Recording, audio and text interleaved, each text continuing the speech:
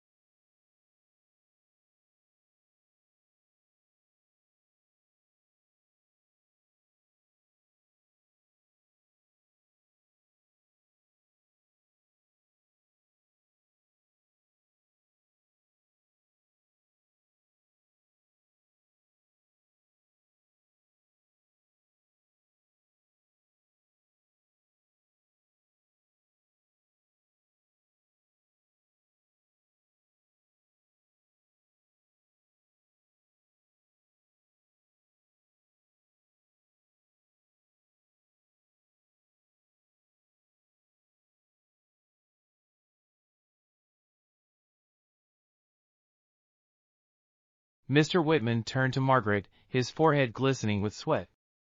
Ms. Ellis, I deeply apologize for this misunderstanding. If I had known you were coming. Margaret held up a hand, stopping him mid-sentence. That's exactly the problem, Mr. Whitman. You shouldn't have to know I'm coming for your staff to treat me, or anyone else, with respect. Olivia's knees wobbled. Ms. Ellis, I swear, we didn't know who you were, she blurted out, her voice desperate. Margaret tilted her head, her gaze unwavering. And what if I wasn't the owner? Would my treatment have been acceptable then? Stephanie stammered, and no, of course not. We were just following store policies. Margaret raised an eyebrow. Store policies? She glanced at Mr. Whitman. Does this store have a policy that says elderly black women can't browse without being treated like criminals? Mr. Whitman paled further. Absolutely not, Ms. Ellis. Our employees are trained to do exactly what they just did. Margaret finished for him, her voice calm but cutting. Olivia and Stephanie had no words left. They stood there, eyes darting between each other, silently pleading for a way out of this mess. Margaret sighed, setting down the expensive necklace she had been eyeing. You see, I came here today not just to shop, but to experience firsthand how customers are treated in my store. And I must say, I'm incredibly disappointed. She turned back to Mr. Whitman. I want a full review of how employees are trained. Effective immediately. Mr. Whitman nodded rapidly. Of course, Ms. Ellis. Whatever you say. Margaret's gaze shifted back to the two women. And as for you two, we'll have to discuss whether you deserve a place in my company. Olivia and Stephanie's faces turned ghostly white. Margaret glanced at her watch. I'll expect a full report by tomorrow morning, Mr. Whitman. She turned to leave, her dignity and power firmly intact. And as she walked away, every employee in the store knew one thing for certain: things were about to change. Margaret strode toward the store's exit, but the heavy silence behind her made her pause. The employees stood frozen, their faces a mix of shock, fear, and realization. Customers, who had been silent witnesses, began murmuring among themselves. Some recorded on their phones, while others shook their heads at the shameful display they had just witnessed. Mr. Whitman rushed forward, his hands slightly trembling. Ms. Ellis, please. Let's not be hasty. Olivia and Stephanie have been with us for years. Perhaps a warning. Margaret turned slowly, her expression unreadable. A warning? Her voice was calm, but there was an unmistakable edge to it. Stephanie, sensing an opening, clasped her hands together. Yes, Ms. Ellis. We've been loyal employees. We work hard. Margaret folded her arms. Tell me something, Stephanie. When I walked into this store, what did you see?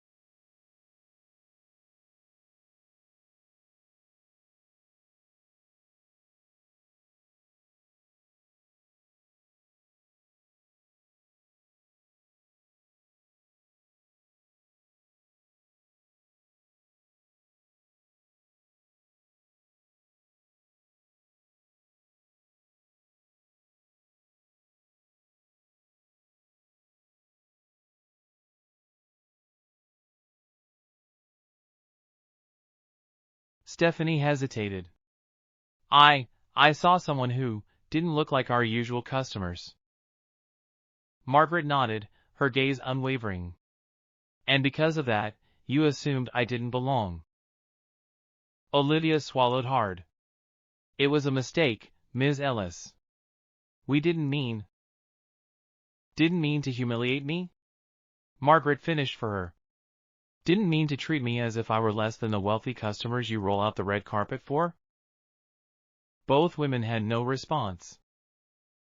Margaret sighed. This is bigger than just me. How many others have walked in here and been treated the same way? How many customers have you pushed away because of your bias? Mr. Whitman wiped his forehead. I assure you, Ms. Ellis, we will implement better training. Margaret raised a hand to silence him. Training? You think a seminar will fix years of ingrained prejudice? She turned back to Olivia and Stephanie. You don't just need training. You need to understand what real customer service looks like. She pointed to a well-dressed black man in the store. Sir, may I ask, have you ever been treated unfairly in this store? The man hesitated, then nodded. Yes, ma'am. I've felt unwelcome here before. Margaret's jaw tightened. That's what I thought. She looked back at Mr. Whitman. Effective immediately, Olivia and Stephanie will be reassigned to the stockroom. Their eyes widened. The stockroom? Olivia gasped. Margaret's expression was firm. If they want to stay with this company, they'll have to learn what it means to work behind the scenes.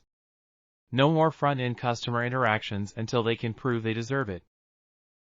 The weight of her words settled over the room. Margaret took a deep breath and glanced around the store. Things will change. Starting today. And with that, she walked out, leaving behind a store that would never be the same again. Margaret stepped out of the store, but the impact of what had just happened was far from over. Unbeknownst to her, several customers had recorded the entire confrontation, capturing the moment she revealed her ownership and the employees' stunned reactions. Within hours, the videos began spreading across social media. Old black lady gets humiliated in a luxury store, then shocks everyone. The caption alone drew thousands of views in minutes. The comment section exploded. Imagine treating someone like that and then finding out they own the place. Karma at its finest. Ms. Ellis is a queen. This is why you treat everyone with respect. She handled it with such class. I'd have fired them on the spot. By the next morning, Margaret's assistant, Lisa, was frantically calling her. Margaret, have you seen the internet today? Lisa's voice was filled with excitement and urgency. Margaret, who had just finished her morning tea, raised an eyebrow. No, why? Check your phone. You've gone viral. Everyone is talking about you. Margaret picked up her phone and clicked on one of the links Lisa had sent.